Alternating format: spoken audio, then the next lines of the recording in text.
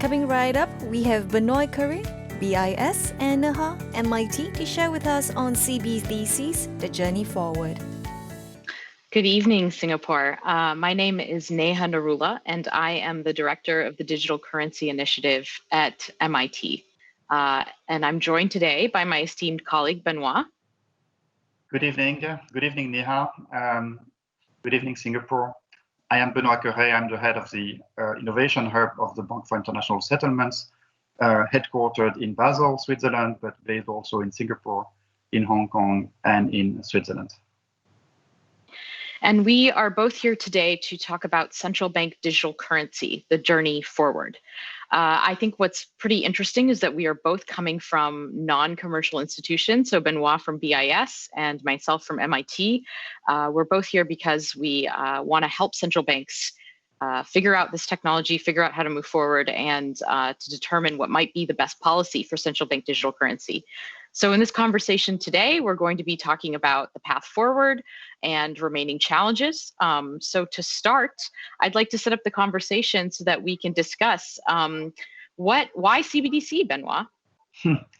So it's a great question, and it's really good to have the discussion now toward the end of 2020, which has been a year of great interest for CBDC, and where the CBDC discussion has gained a lot of traction in the central banking community.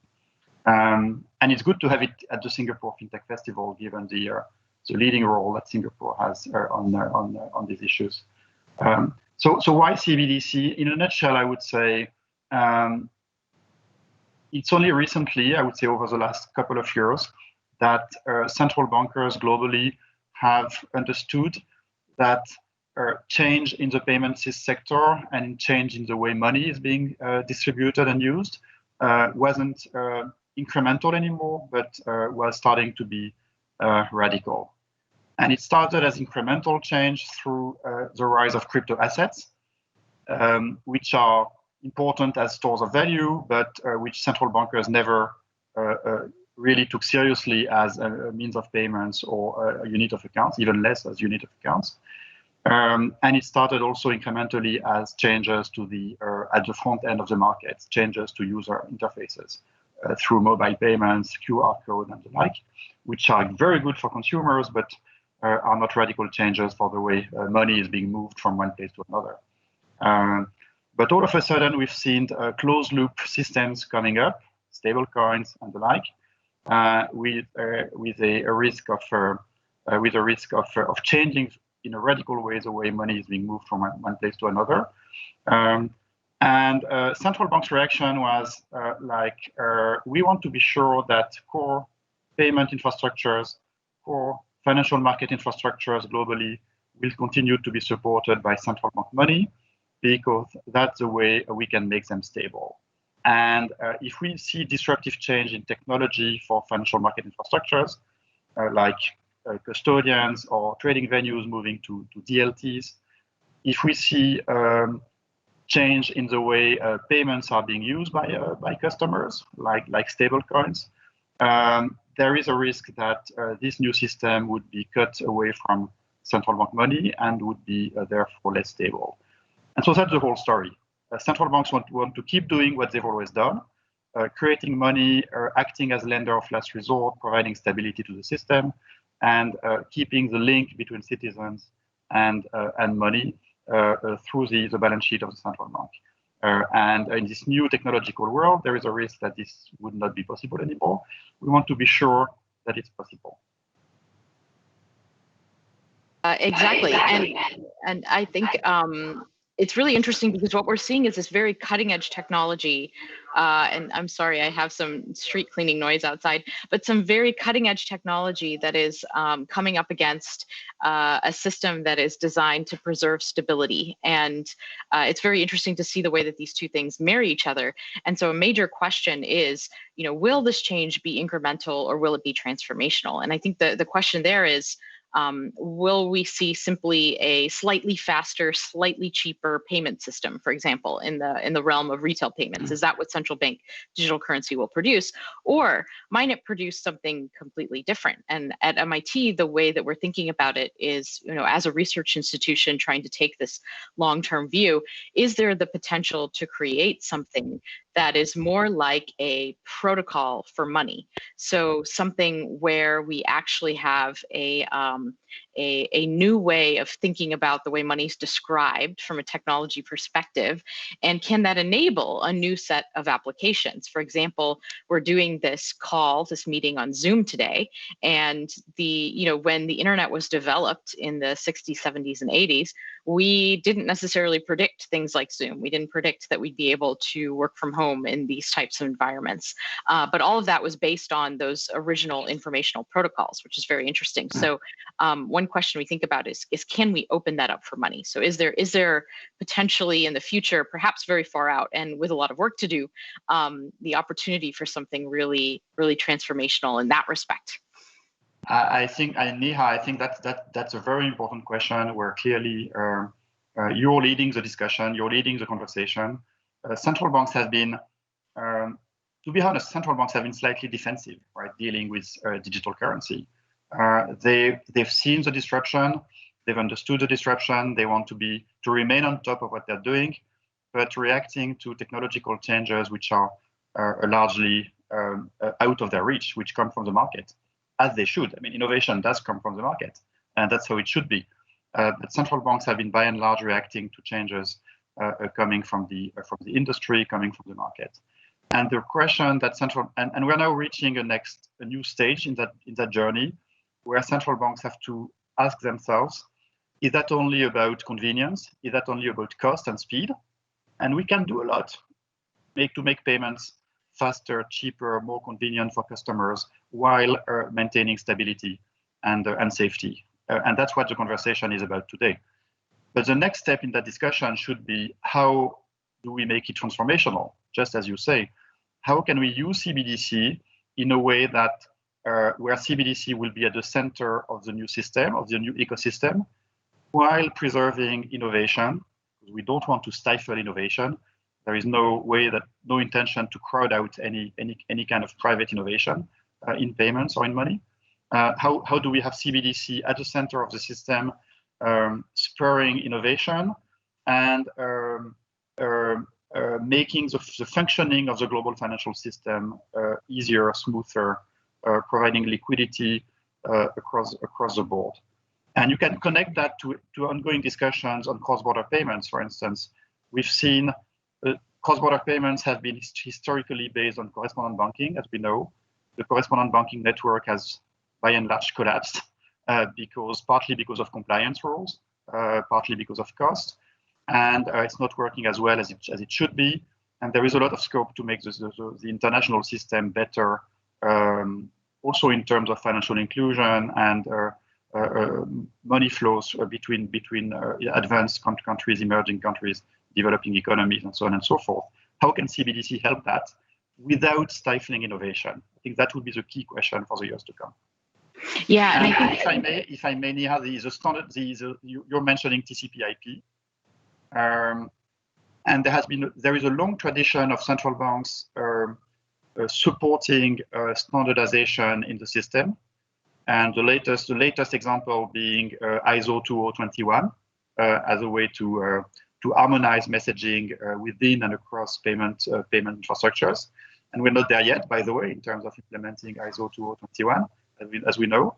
So we should complete that job, but also think about the next standards that would be needed across the board and also internationally consistent. Yes, I think what this really gets to is the differing roles for the private sector and the public sector, which you've started to touch on. The central bank provides money, provides the sovereign form of money, but at the same time, central banks traditionally don't do the innovation. That's for the private sector.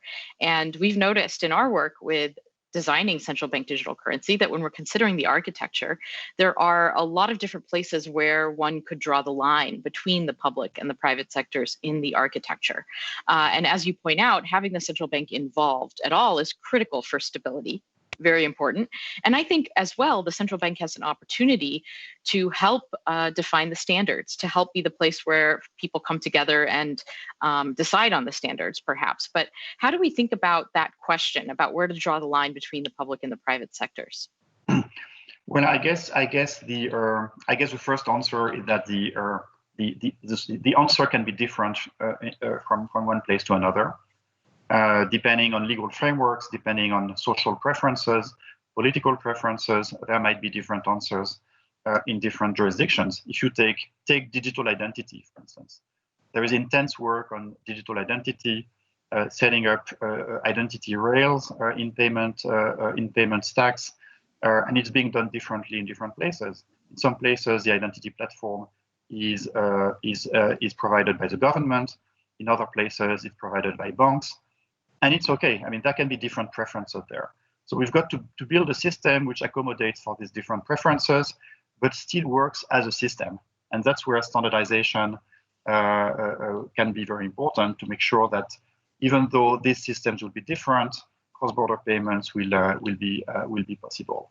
So I think what will be key to the BIS work, in particular to the BIS Innovation Hub work, is to identify the key prerequisites in terms of international consistency that we want to see to have these different systems work smoothly together. Because we don't want to add fragmentation to the global financial system. It's fragmented enough already. We don't want that. We don't want CBDC to add to that fragmentation. Maybe one last remark here is that at some point we might hit a wall because some issues will just be too political. So at some point, issues related to privacy, data control, or data ownership will have very different answers in different places, and that might create real hurdles to international cooperation and international consistency. And we have to face that at some point the discussion becomes political. Yeah, I think that's a really key point right there, which is that different countries are going to have different value systems and will build different types of central bank digital currency. And that's how it should be. That's really important to note, is that it won't be a totally homogenous system. However, we want to make sure that we have the things in place to make sure that different systems can interoperate, especially for the very important cross-border use case. And I think as well, sort of thinking about this public sector, private sector question, putting some of the work in the public sector and having the central bank run perhaps some part of the system can actually help with competition, with standardization, and can help reduce fragmentation in the long run, as you said. And so that's also very important to note. People often ask, how does central bank digital currency fit in with cryptocurrency and with stable coins and with things like that? That's another very important part of the private sector, in addition to the traditional banking system. And I think what we're seeing is that the cryptocurrency world is like this laboratory. People are experimenting, they're developing really interesting ideas, they're developing new ways of securitization, of lending, and new custodial forms, programmability. And it's going to be really interesting to see what makes sense from there to pull into the central bank digital currency world, where we really, really have to put stability and security at the forefront. We can't simply sort of, experiment in the way that we might be doing in the cryptocurrency laboratory. So that's also going to be, how do we bring those lessons over to the fiat world safely, right? I totally agree. And at the same time, there is a lot we can learn from the crypto world. Not that much in terms of the architecture, but there are key principles of public architectures that we want to keep. Like, as I said, core infrastructures being settled in central bank money, which for us is an important principle. But from a technological standpoint, there is a lot we can learn. We've learned a lot from the stablecoin discussion. We are learning a lot. If you take DLT platforms, which are not the only ones. I mean, there are lots of options without DLTs. But if you dive into the DLT discussion, we are learning a lot from what can be achieved through atomic settlement in terms of connecting different platforms, etc. We've got to learn as much as we can from what's happening there. Absolutely. And so, this is a very quick conversation. There's so much that we could say when it comes to central bank digital currency. We could dive deeper into the privacy question. We could talk about some of the legal questions as well. But, in our final sort of 5 minutes here, how do we think about the remaining challenges? How do we go forward? In particular, I want to think about both from the policy side and from the perspective of answering questions there, and also on the technology side. Look, there are many known unknowns, and also quite a lot of unknown unknowns, I guess, when it comes to CBDC.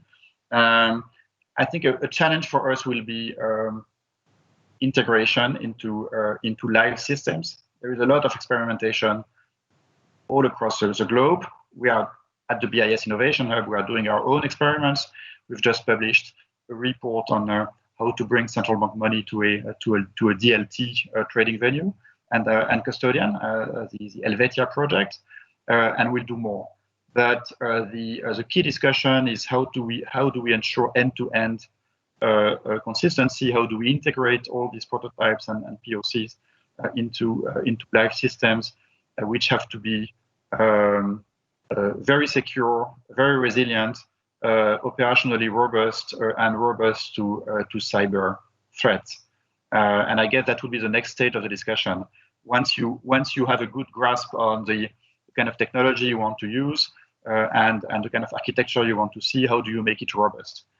Especially when it comes to retail CBDC or general purpose CBDC. I mean, citizens want to trust their wallets, right?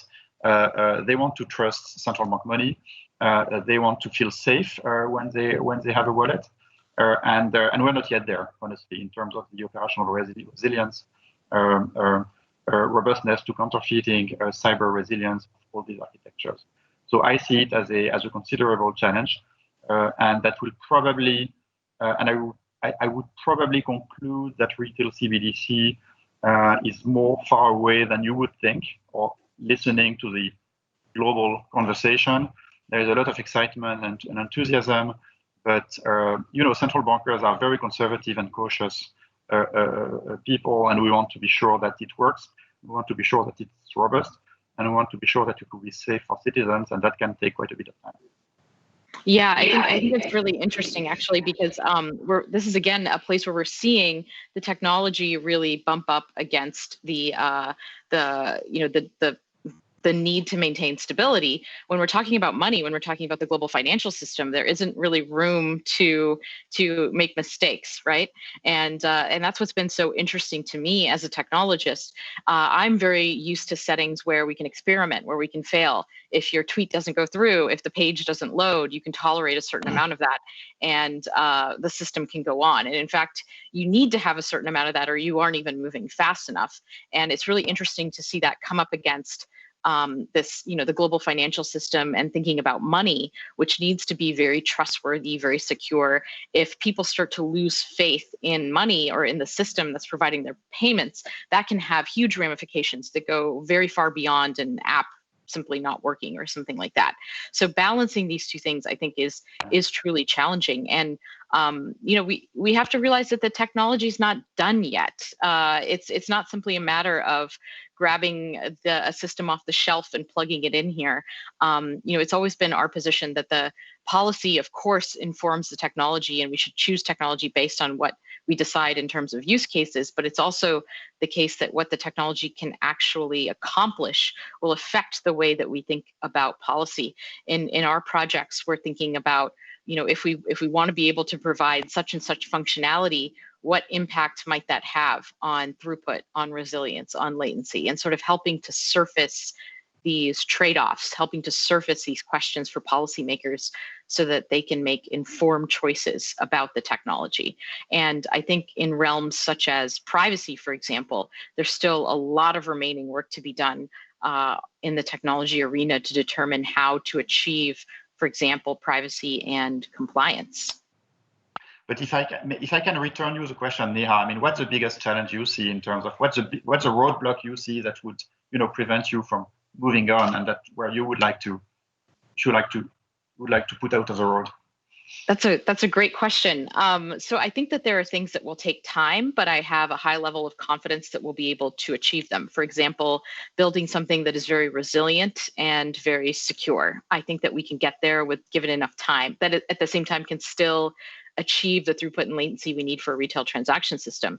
I think this question about privacy and compliance is much more challenging, especially given the way that we currently regulate the financial system. It's really going to be challenging to figure out, and just seeing the way that the world is changing now in the way that it's thinking about privacy with respect to large tech companies. How do we sort of build that in at the beginning with our financial transactions is still really an open question. So I guess we've come to the end of our discussion, but there is the way we like to put things here at the BIS is we want to move fast, but we don't want to break things, right? So we'll move fast, but we'll be careful not to break things. I think that people will appreciate that. Thank you, Benoît. It's been a pleasure. Thank you, Neha.